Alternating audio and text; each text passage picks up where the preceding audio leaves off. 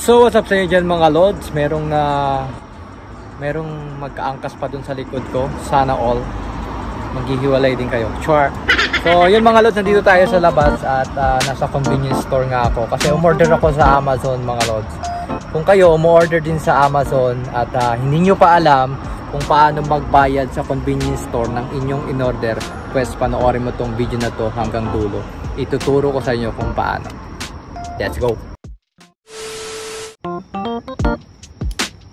So ayun mga lods, nandito na nga tayo sa Lawson, no? At dito tayo magbabayad ng ating in-order sa Amazon, no?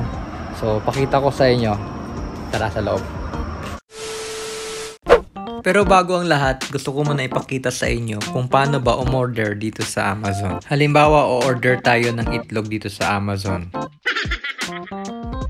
At itong bestseller ang ating pipiliin. Grabe naman to, ang mahal naman ng itlog na to. 2,700. Wow!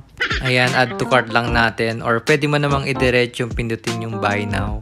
And then pindutin mo na yung proceed to checkout.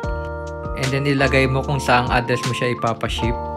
Ayan, minsan yung mode of payment ay nakadepende sa item na o-orderin mo. Gaya nito, dalawa lang yung option ng mode of payment mo sa pag-order ng itlog na ito.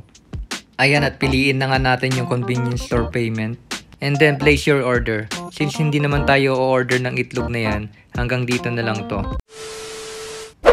Ayan, pagkatapos mong ma-place yung order mo, agad na mag-send sa'yo ng email si Amazon para sa confirmation ng iyong payment. Pwede kang magbayad sa Lawson, Ministop, Seiko Mart, Daily, Yamazaki at 7-Eleven. Pero this time, sa Lawson tayo magbabayad. Kaya itong Pay ID na to, ang i-input natin dun sa machine nila. At yung confirmation number. Let's go! So ayan mga lods, punta lang kayo sa machine na ito. Ayan, pagkatapos ay pindutin mo lang tong nasa gilid na to.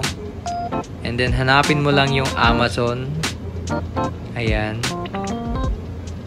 And then sa next page, hanapin mo ulit yung may Amazon. And then may magpa-pop up na ganyan. Pindutin mo lang yung Tojiro ng 2 beses. Pagkatapos ay hanapin mo ulit yung Amazon. So pag hindi mo nakita dyan, sa next page. Ayan, so makikita mo na yung Amazon. Pindutin mo na yan. And then may magpa-pop up ulit na ganyan. Pindutin mo lang yung hi. Ayan, so dito mo i-input ngayon yung Pay ID na isinend sa'yo ni Amazon sa iyong Gmail. Ayan, so na-input na natin yung Pay ID na isinend sa atin ni Amazon.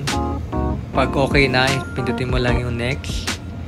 And then dito, ilalagay mo yung confirmation number, yung 4 na 8. And then next. Ayan, so i-check mo lang yung details na nandyan, kung tama ba yung pangalan, tama ba yung price. Pag okay na, pindutin mo lang yung hi. Hi ulit. And then lalabas yung resibo. Yan, yung resibo na yan, dadalhin mo doon sa counter para doon mo bayaran.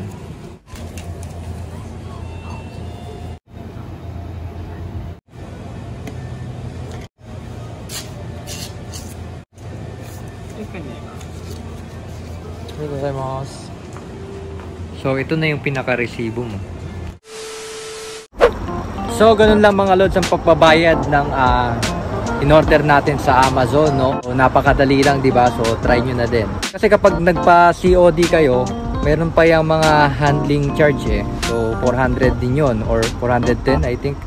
So sayang din, di ba? Kapag wala kang credit card, pwede ka naman magbayad sa convenience store. So malilis na doon yung handling fee, no? Pag sa convenience store ka nagbayad.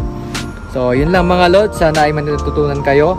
Don't forget to subscribe to my YouTube channel and follow me on my Facebook page, Imon Vibes. So hanggang dito na lang mga lods. See you next video. Stay safe and God bless.